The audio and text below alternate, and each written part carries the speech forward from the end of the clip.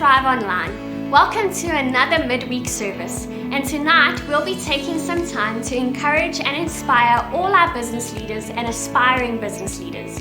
Because as Pastor Byron has mentioned countless times, in times like these, it is still possible to find the opportunity in the midst of the struggle. It is possible to find the silver lining in this season. So to encourage us all to find these unexpected opportunities and silver linings, we're going to watch an incredible interview. Whether you're a business leader or just simply in need of some hope, let's take notes, stay engaged, and let's be encouraged. Good evening, church. Welcome to another midweek service on Thrive Online. It really is great to have each of you joining us tonight.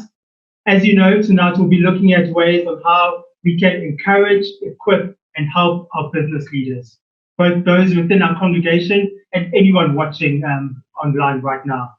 So, as we all know, with the global pandemic and the national lockdown, so many businesses and so many different industries have had to find ways to navigate these uncharted waters. So it really is something that's daunting for each of us to have to try to navigate and work around.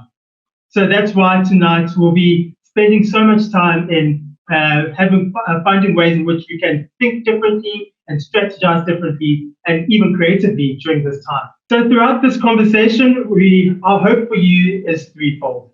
Firstly, we hope that you'll learn and discover new ways on how to find opportunities within this time and be able to implement them in your business, both now and going forward. And secondly, we really do hope and believe that you'll begin to realize that your business can indeed thrive, even in this season. Excuse the pun. And thirdly, we really do hope that throughout all of this, that you may begin to realize that we are with you, we are standing alongside you, and we're standing in the gap for you throughout this time. So to give you some context into the caliber of leaders that we're going to be speaking to tonight, I'd like to just introduce each of them to us real quickly. I'll start off with Byron Sutherland. Byron runs a company called Eco Energy Trading. It's an acid oil manufacturing company and an exporter of used cooking oil, which then gets used in the production of biodiesel in Europe. They do some great work in the food and oil industries, and Byron has been at this work and has been in the oil industry for the last 29 years. Byron is also one of our board members at Thrive Church. Byron, it's really great to have you with us and with your experience tonight. Next, we've got Terence Ogle, who is currently on his second career. For the past 10 years, Terence has been with Map for Life Institute, a company geared towards helping and finding ways to help people find their purpose and how to pursue it. He's also currently in the business of helping and coaching business and executive leaders, where he assists businesses, particularly SMEs, develop and implement business strategies. All this after a 26-year career working in the diamond mining industry, where he had been working in IT, progressing from computer operator to CIO at SA Mines throughout that entire time. He's also one of the board members at Thrive Church. Thank you so much, Terence, for being with us tonight. And you're clearly no stranger to change, so it really is great to have you and your experience with us. Yeah, you're welcome. Then lastly, we'll be speaking to our lead pastor, Pastor Byron. Most of us know Pastor Byron as the lead pastor of Thrive, along with Pastor Candace. But before leading the church since 2014, Pastor Byron spent 14 years at Alexandra Forbes in the finance industry. During his time at Forbes, he looked after corporate relations and product relations. And even till this day, he does quite a bit of consulting for a few clients from time to time. So it will be really great to hear his thoughts from a leadership, spiritual, and financial point of view. Pastor Byron, it's always such a great honor to hear from you. So thank you so much for joining us. Cool. Thanks, Kili.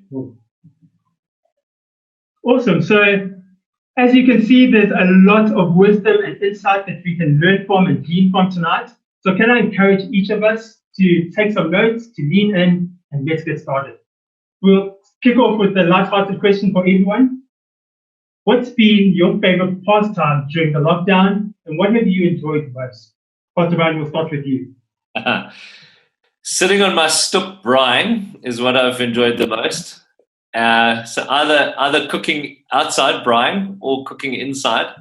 I've just had that much more time now, I think, with no commuting. It's enabled me to get home a little bit earlier, as it were, and to be able to get out to the braai or to get out to the stove and just start cooking. So that, definitely. And then time with Pastor Ken and the kids. I think being able to stop and break and have a quick lunch and eat together as a family, that's been very cool. So that's it from my side. Terence, for you? The first is playing Scrabble with my wife, Jenny.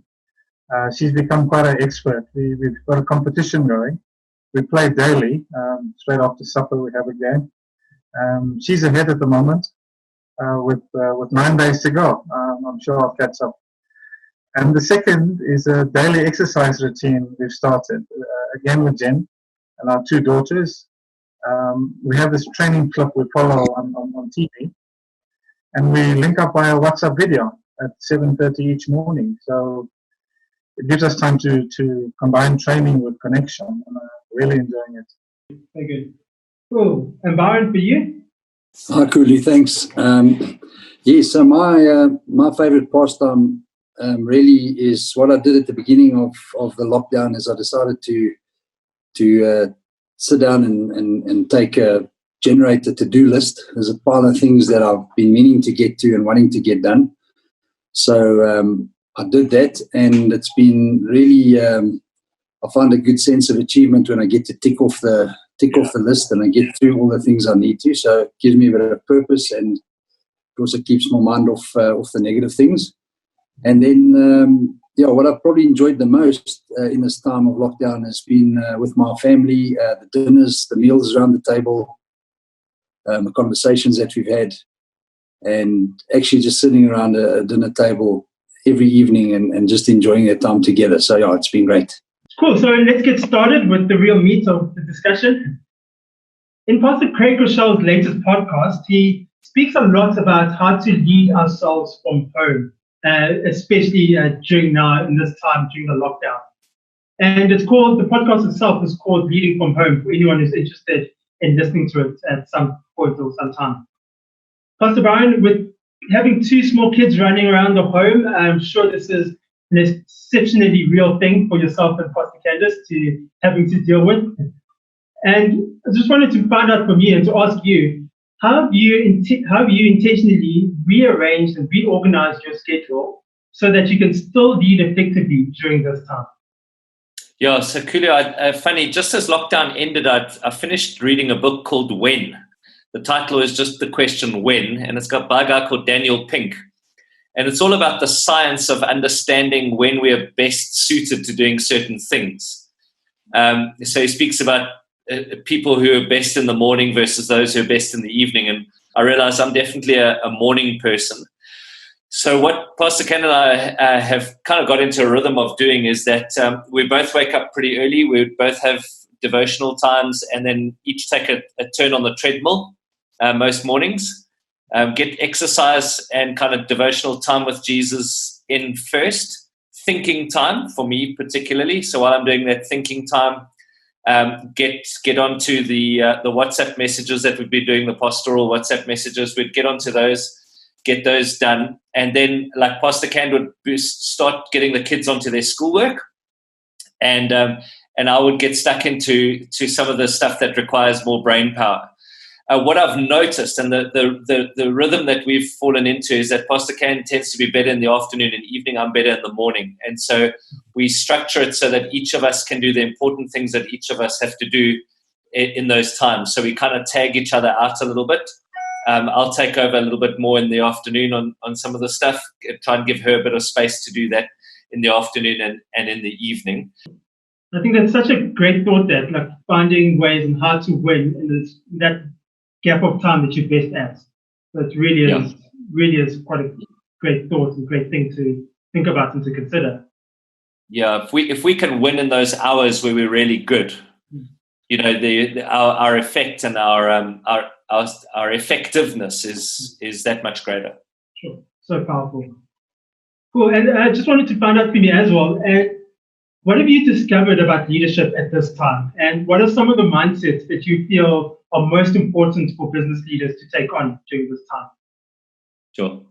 Yeah, it's a good question, Coolio. I think let me just say at the outset, obviously people watching here are going to be in a variety of different situations. And I'm very mindful of the fact that some businesses at this stage are in high demand and are flying. And I'm also very mindful of the fact that some of you listening and watching tonight might find yourselves in very difficult spaces. So some of what I may offer you might be general, but I hope that it's helpful still for you, even if your business is in a really tough space, that there'd just be a couple of thoughts between Byron, myself, and Terence tonight that can spark something in you, strengthen you, give you some hope, make you realize you're not alone, and give you some faith at this time as well. And maybe just you would catch some of the thinking from the two gents that we've got here with us as well, and that it would just help and equip you. I think leadership-wise, I want to say a couple of things about leadership principles. I think one thing that I've noticed is that leaders are revealed in times of crisis, but we're also forged in times of crisis. And by that, I mean what's in us. It's like a lemon. If you squeeze, whatever's in the lemon is going to come out. So we are revealed to a certain extent, but we're also forged. And this is definitely a time of forging. And so none of us are complete. None of us have arrived. None of us are anywhere near the end of our journeys. I think if we'll just commit ourselves to asking God to refine what's in us so that more of what's in us will come out. But if we'll also adopt a posture of humility to say, how can I learn at this time?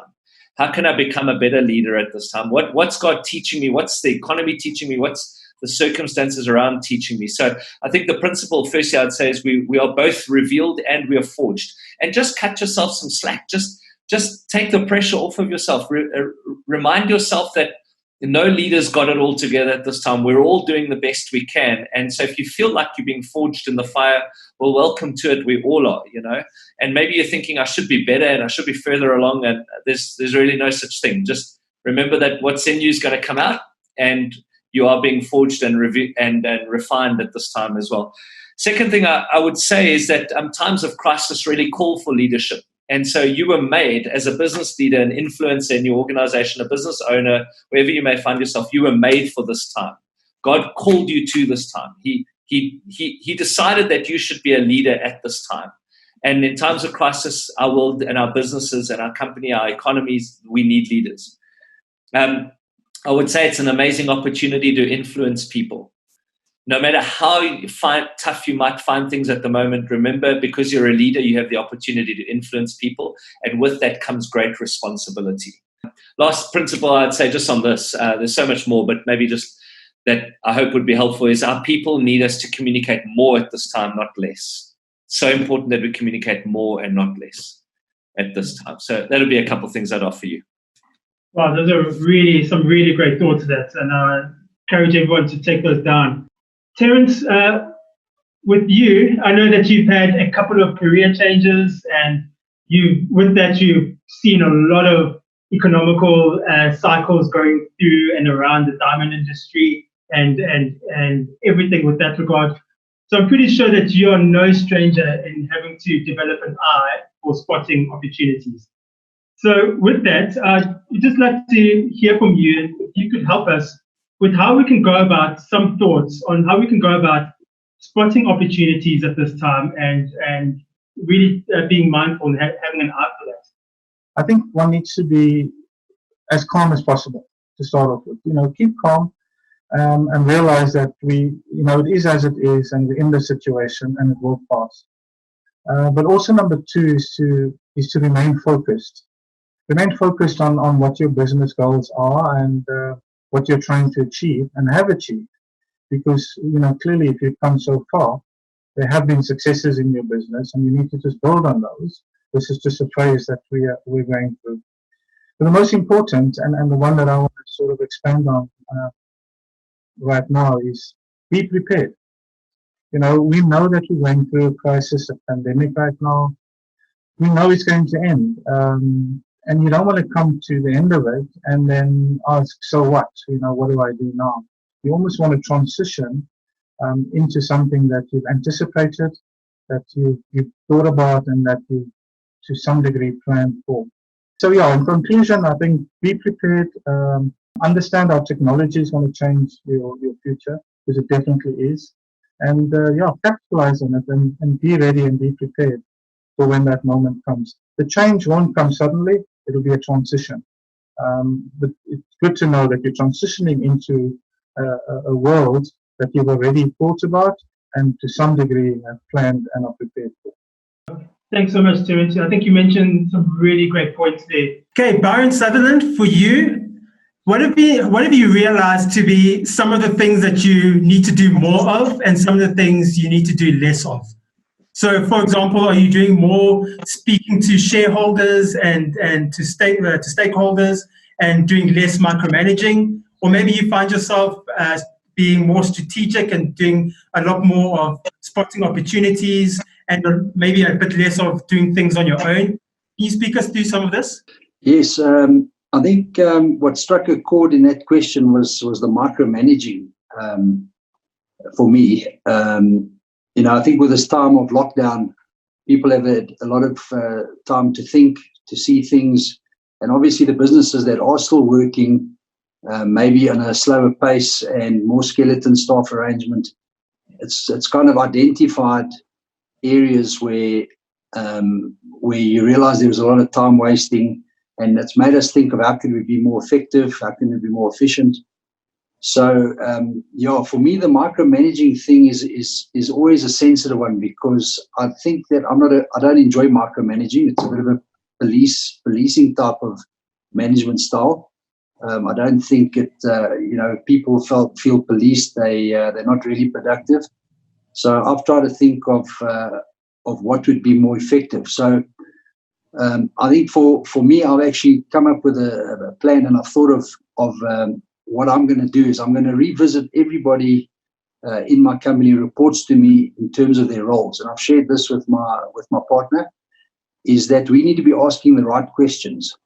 So if we have our team, then I want to assess what is their actual responsibility and what is it that is important that I need them to do, because we can get caught up in doing a whole bunch of things, but there's some key areas that are so important. And so I'm devising a list of questions for each person in our organization, so I know what I need to hear from them and what information I need. And then I'll ask these questions on a regular basis. So in a meeting, it will be the same questions, because the info I need to get back is the info that's effective, that gives me the ability to make decisions, and it's the core crux of what we need to know in terms of our operation. So I'm really just going through everybody in my team, and this could apply to businesses out there, that we revisit, how we do things. What are the important questions that we need to ask? So just for example, if this were for my financial manager, then the questions would be, what's the turnover? What are our expenses? What are the projected sales for the month? What does our age analysis look like? Have people paid us? So that's just an example for him, the questions I'd want to ask him, so that the specifically important questions pertaining to his responsibilities. And so I think that's something that would help get out of micromanaging people and getting them to realize that they're going to be asked these questions regularly, so they have to perform accordingly. So that's my take on it. Thanks. Sure, that's very good, particularly about asking more questions, which is similar to what Pastor Byron mentioned earlier about communicating more rather than less. So really powerful. Terence, for you, what are some of the more prominent fears that you've found yourself wrestling with during this time and during this lockdown? And how has faith helped you to fight these fears off? Or better yet, how has faith helped you persevere even through these fears? My fears relate more to external factors than to personal fear. Not that I don't have, I do. But I consider myself a fairly positive person, attributed largely to my faith in God. But one of the fears I have right now is almost at a country level, and it's a fear related to our community, the so-called marginalized community. We've already seen some indications of restlessness and impatience.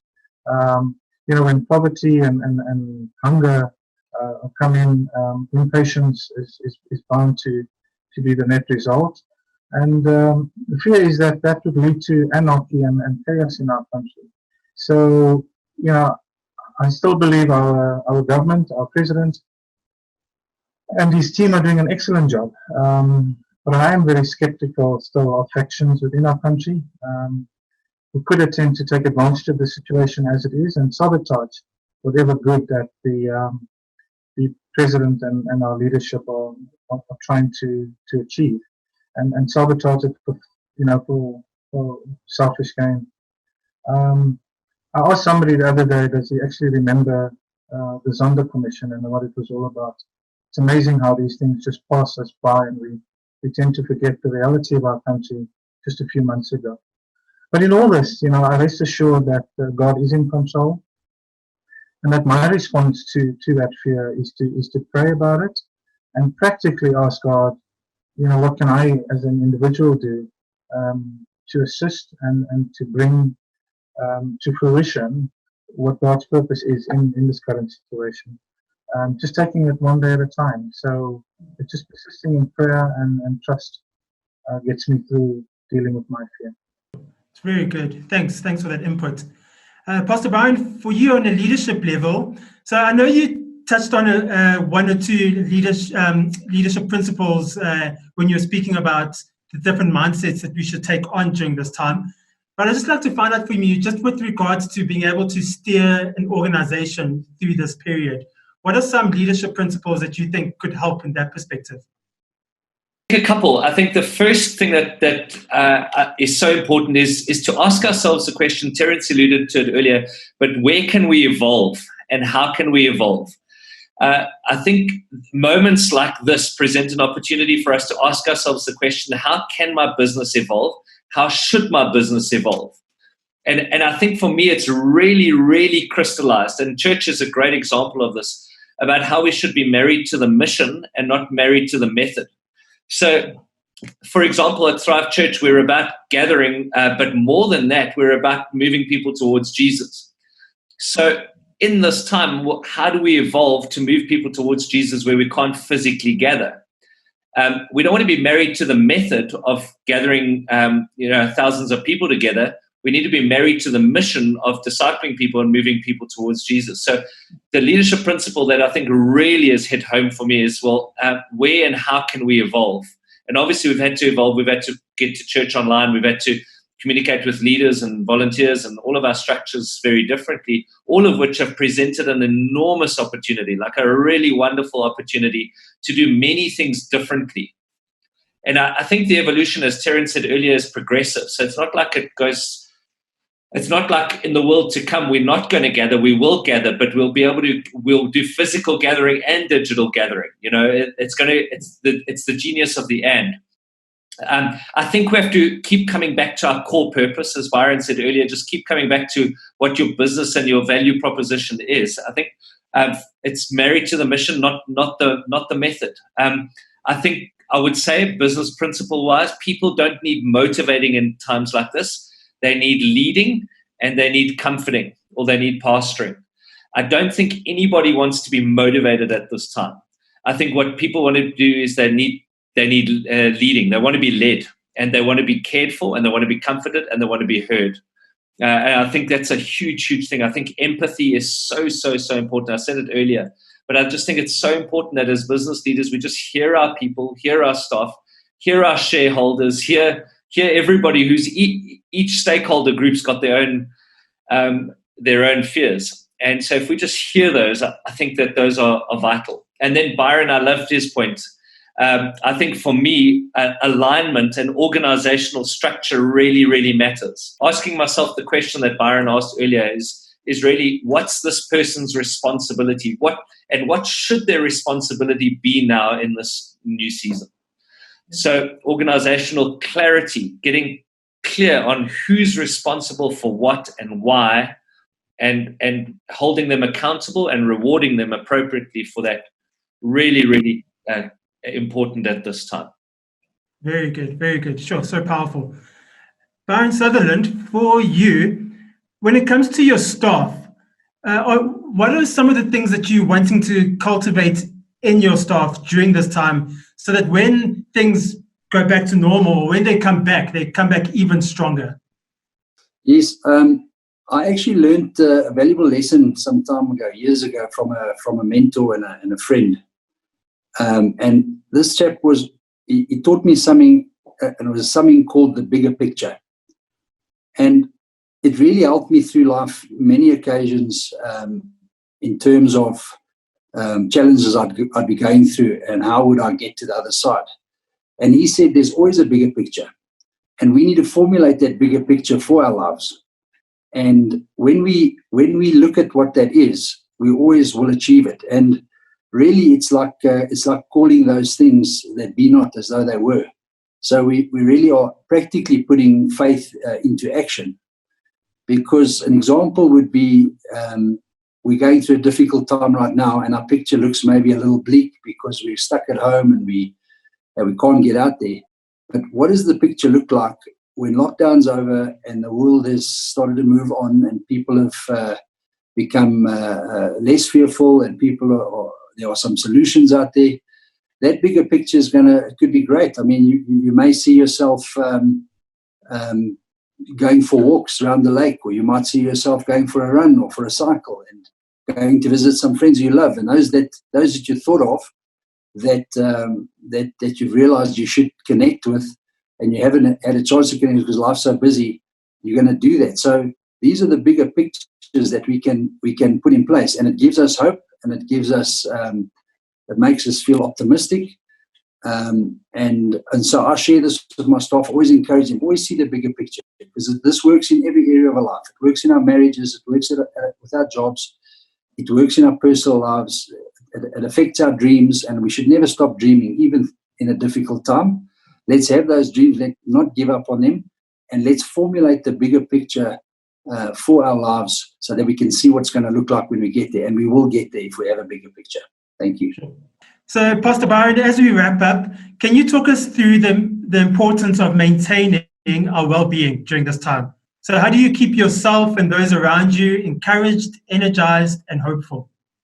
Yeah, thanks, Kulu. I think healthy routines at this stage is where I'd start with this. I think drinking a lot of water, just simple things, like not rocket science, just drinking a lot of water, making sure that we're getting some form of physical exercise every day, and that we're eating healthily, particularly throughout the day, so really good breakfast. So like I've defaulted to jungle oats with raisins and honey, like in the morning. That's it's just become my lockdown brekkie, just because I find it really serves me well throughout the day. So I'd say physically, just let's start physically with physical well-being. Water, a good diet throughout the day, exercise will help enormously. On the days when I don't exercise, because I try and do 3 or 4 times a week, I can feel it. I can feel that I lack the endorphins. So let's not underestimate the importance of physical exercise on our overall well-being.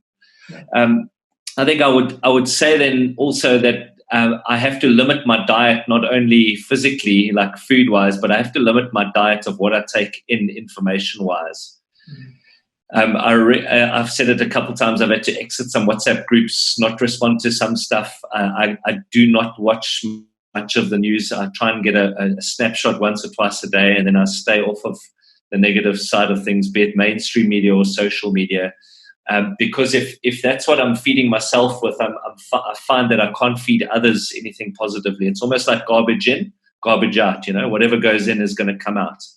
And so if I spend a lot of time watching BBC or Fox or CNN or SABC or E! News or whatever it is, I find that my mindset is invariably more negative than it should be. So I would say that I think then just remind ourselves that as leaders, our influence really matters. And so what we do with our tongue, what we do with our mouths really matters. And it's about being thoughtful with our words and being careful with our words, and being intentional with our words. So not to continue to spread negativity, but rather to decide to be a voice and a dealer in hope at this time. So starts physically, obviously time with Jesus every single day spiritually, and then mentally watching my diet as well will result in me better being able to make a decision for myself to go, I'm going to decide to feed people well rather, as opposed to continue and pass on the negativity that we see around us. So I think it's a spiritual, physical, mental diet is how I would summarize it. Okay, thank you once again so much for all the input that we've received tonight. We really do appreciate it from each and every one of you. And just for everyone watching tonight, I'm sure you've benefited in such a huge way tonight. And we'd just like to say thank you so much, firstly, for joining us. And we really do hope that you've benefited from the entire discussion that we've had. And also, even further way of helping you, we'd just like to say that after this meeting, straight after this, we're going to be having a live Zoom prayer meeting where a few of our pastors, Pastor Byron, Pastor Candace, Pastor Mark, and Pastor Steve, would just love the opportunity to pray for you and for your business. So even right now, you'll see below me on the screen, there are a couple of Zoom numbers that you can take. Encourage you to write these down straight away.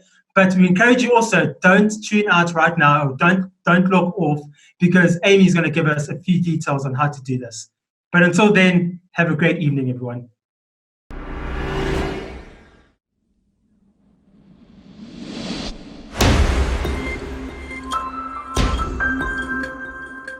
Virtual life groups are the best place to be every Thursday. These groups are an awesome way to gather as small groups online through Zoom chats and work out our faith through life-giving video teachings and meaningful discussion. These groups take place every Thursday at 7 p.m. Head over to our website or our Thrive app today to join a virtual life group, or text life groups to our WhatsApp number for more information. But either way, don't do life alone. There are 4 simple and easy ways to stay connected with Thrive. You can download our church app for great devotionals, like our Facebook page, follow us on Instagram, and subscribe to our YouTube channel. And parents, your kids can also stay connected. Go to our website where our Kids Zone team have put together some great online teachings that will help disciple your kids.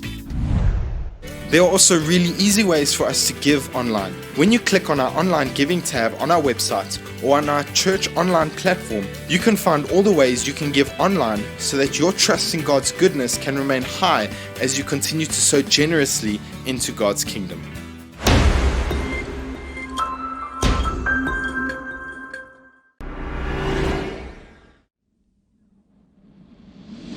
Wasn't that such a helpful interview, church?